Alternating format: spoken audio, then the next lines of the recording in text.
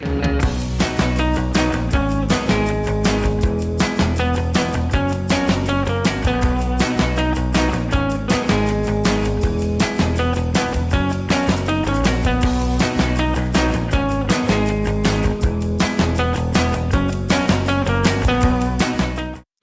take a look right now at our guest's second selected photo. Speaking of powerful and moving photography, we'll be right back. My second image is of a monument to French sailors that died in the Second World War. It's located on the north coast of Brittany at Point St. Matthew. I called the photograph Solemnity. Now, it may seem a little pretentious naming a photograph in such a way, but for me, the image I wanted to create was one that conveyed the deep emotional experience that I had whilst sitting underneath the monument itself. I'd actually come to this location to photograph the lighthouses and the abbey behind them. I had no idea that this monument existed, and I struggled for a couple of hours to get a photograph of the lighthouses because they were all jumbled up right next to each other, and I just couldn't get a photograph that worked for me. And so I was just wandering around, and I stumbled across this monument. It was tricky because the light was very harsh at that time, shining directly into the camera from behind the monument.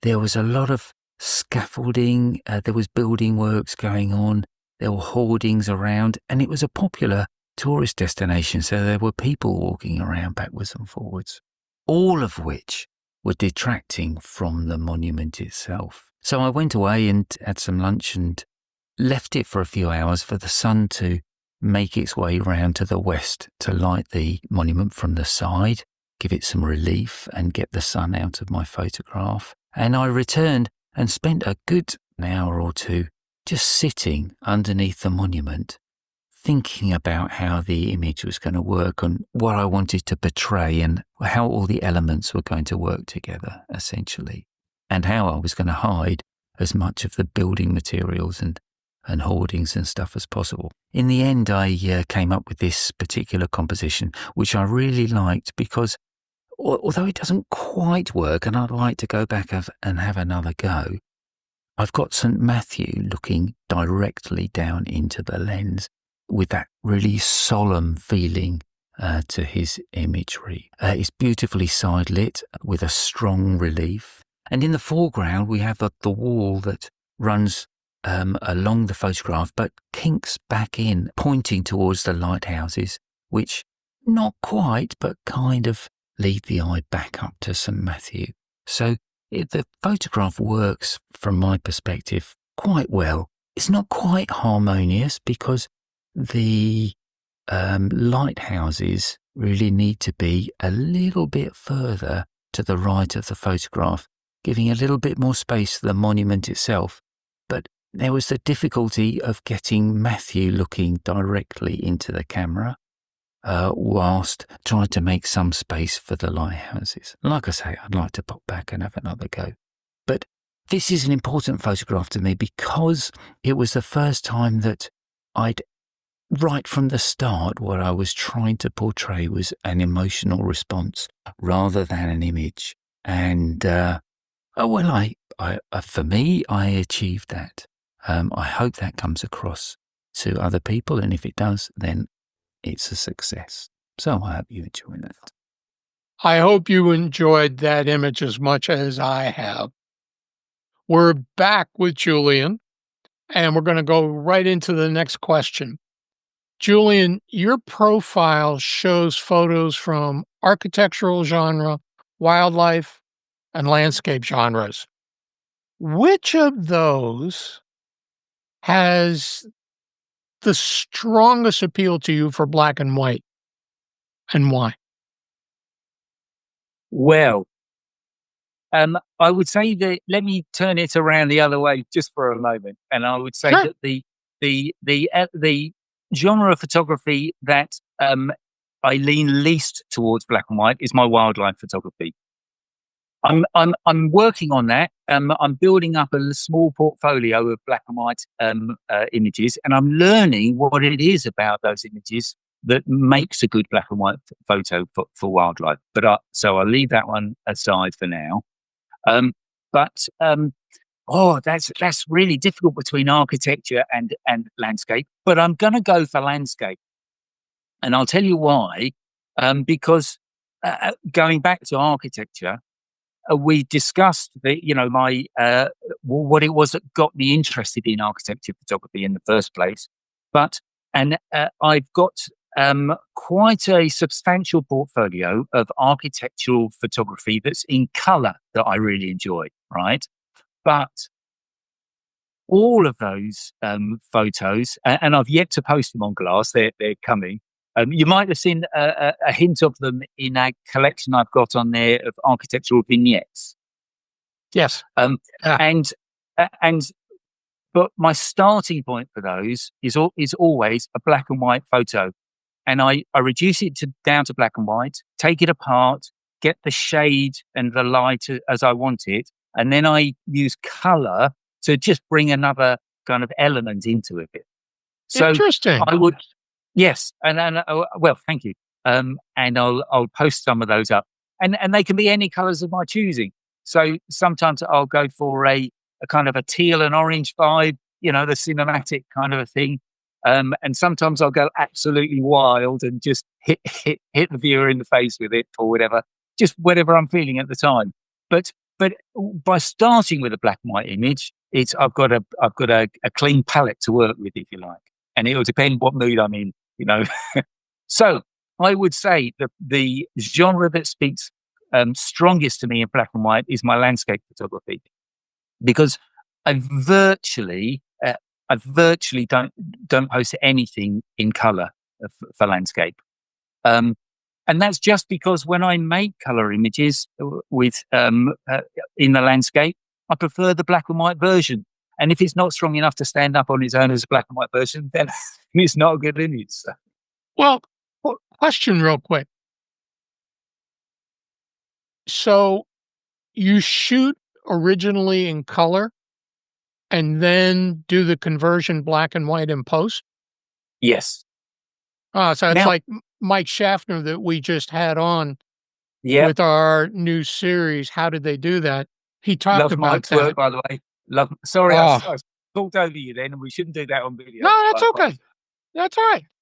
Now, Mike Schaffner had a great conversation about that in How Did They Do That, our new series, and it really struck home. Yes. So, if viewers of this are going to find Mike's video that you posted, that was a great example of a black and white image, but with a real part of somebody in it.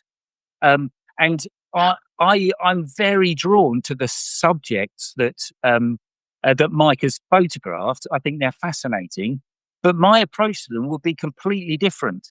And watching or learning about Dave's approach to that really made me appreciate the rest of his photos a lot more. I realized how much thought had gone into making it as it was. And so, yes, really engaging, enjoyable video. I want to jump into the fourth question because we're there. Your strongest black and white genre, you say, is your landscapes. Yep. Now, your black and white landscape images are stunning.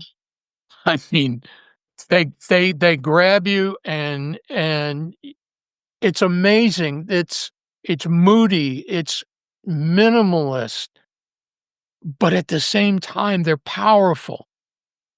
How do you accomplish that? I follow my nose, Dave.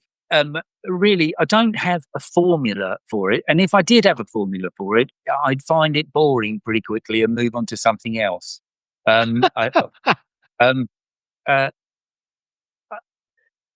Drama is really important to me in my images, and mood, which I suppose is related to drama. and space.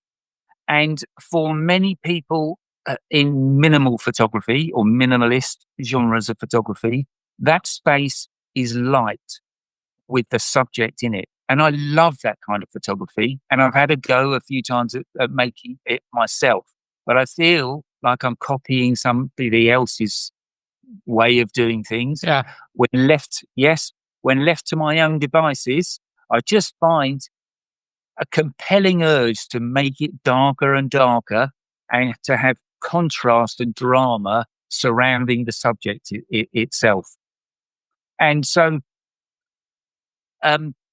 quite often out in the landscape,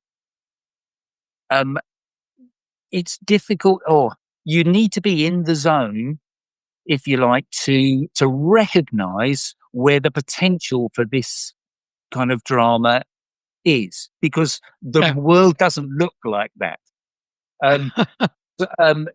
So I think over time, you know, your senses tune in to the subjects that lend themselves to that kind of a genre. A perfect example is right behind your left ear. There's a large photo. There it is, right there. That large oceanscape, skyscape. It is so powerful. Thank you, Dave. I mean, obviously, are you doing long shutter times on that, or? Yeah, I can't remember the exact shutter time or exposure for that, but I think it was about 3 minutes. Wow. It's that day.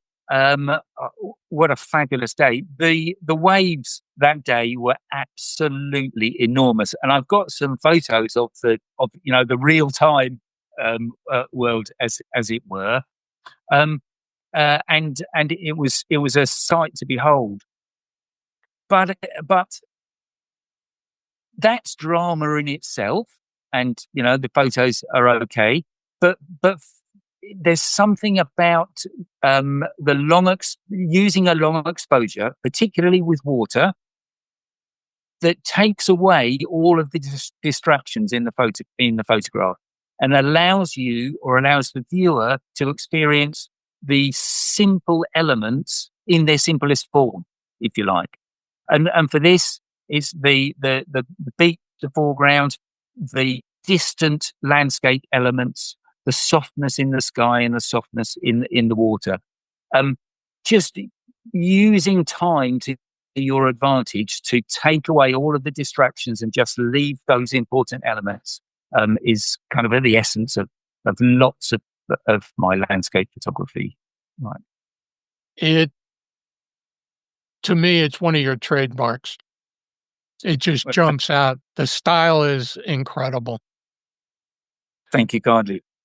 On that note, we're going to take one more break, and we're going to look at Julian's third artist selected photo, and then we're going to come right back for our wrap-up question.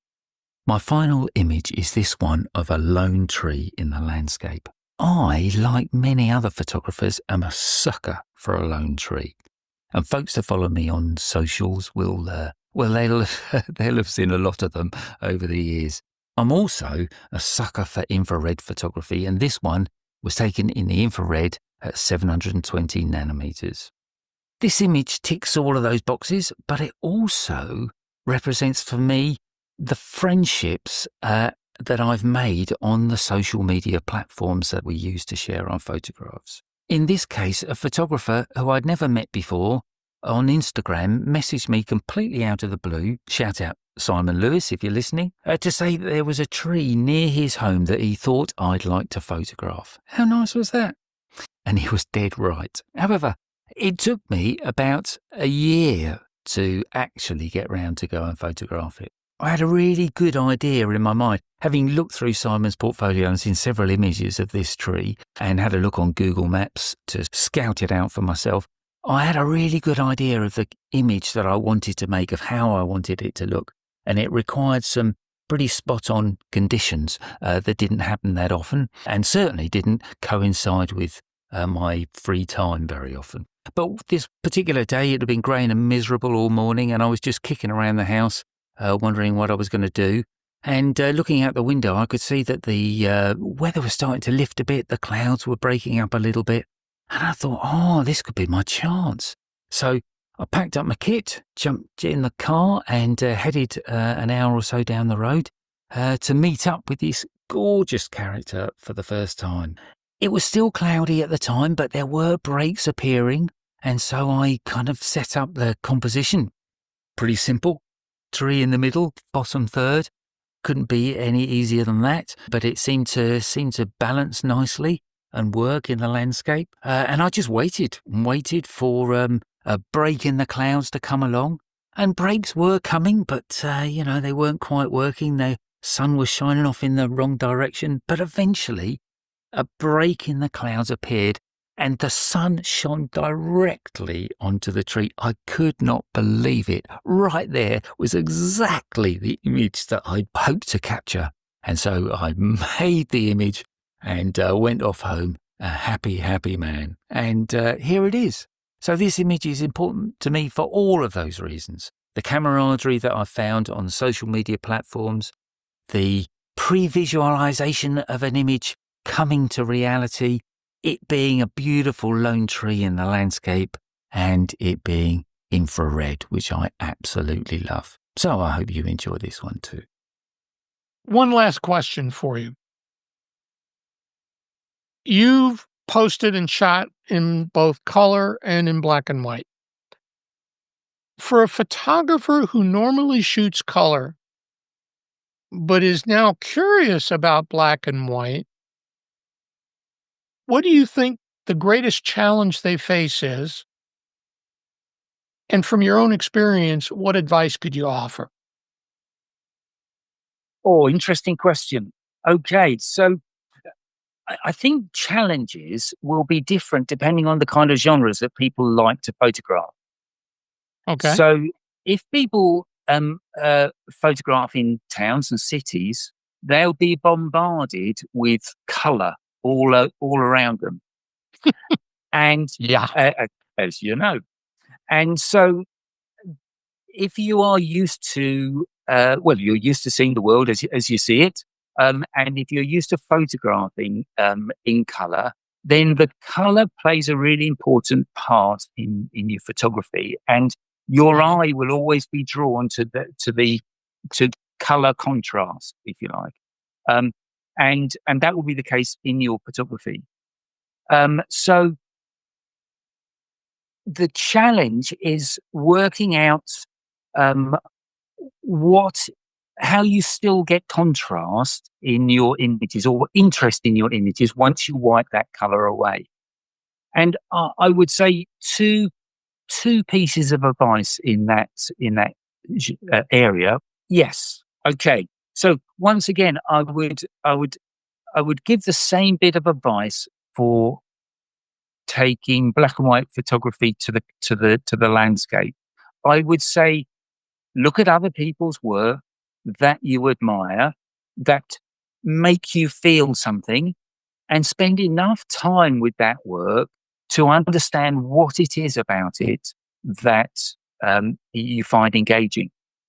And I'll use that photograph of the sand dune right behind you there, Dave, as an example.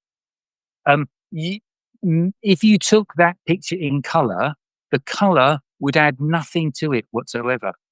What's important about that photograph is the contrast between the different elements of the frame. It's the contrast that brings the ripples out in the sand dune in the foreground, and it is the strong contrast against the black in the background, or what would be the sky in the background and the foreground, that brings the drama and the interest into the photograph.